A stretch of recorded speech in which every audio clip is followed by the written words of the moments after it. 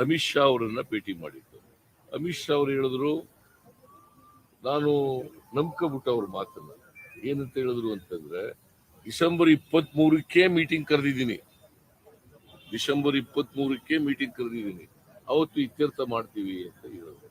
ನಾವು ನಂಬ್ಕೊಂಡು ಬಂದು, ಆದ್ರೆ ಇವತ್ತಿನವರೆಗೆ ಮೀಟಿಂಗ್ ಮಾಡಿಲ್ಲ, ಇವತ್ತಿನವರೆಗೆ ₹1 ಬಿಡುಗಡೆ ಮಾಡಿಲ್ಲ.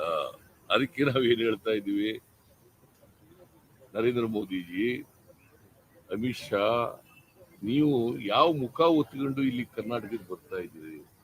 ಕರ್ನಾಟಕದ ನೆಲದ ಮೇಲೆ ಬರ್ಲಿಕ್ಕೆ ನಿಮ್ಗೆ ಯಾವುದೇ ನೈತಿಕತೆ ಇಲ್ಲ ಅಂತಕ್ಕಂಥ ಮಾತುಗಳನ್ನ ಹೇಳ್ತಾ ಇದ್ವಿ. ಇವತ್ತು ಅದನ್ನೇ ಪ್ರತಿಭಟನೆಯನ್ನು ಕೂಡ ಮಾಡಿ ಅವ್ರನ್ನ ಗಮನಕ್ಕೆ ತರ್ತಕ್ಕಂಥ ಕೆಲಸವನ್ನ ಮಾಡಿದ್ದೇವೆ.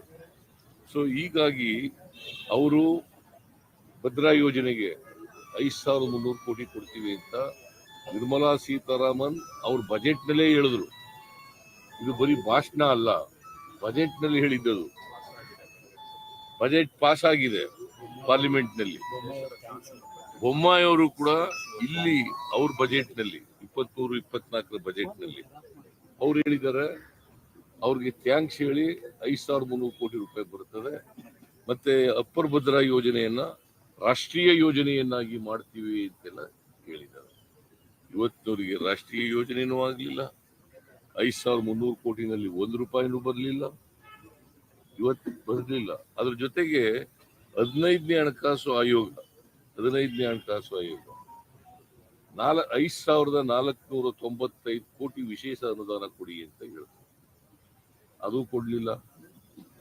ಇದಕ್ಕೆ ಕೊಡದೇ ಇರ್ಲಿಕ್ಕೆ ಕಾರಣ ನಿರ್ಮಲಾ ಸೀತಾರಾಮನ್ ಮತ್ತೆ ನರೇಂದ್ರ ಮೋದಿ ಅವರು.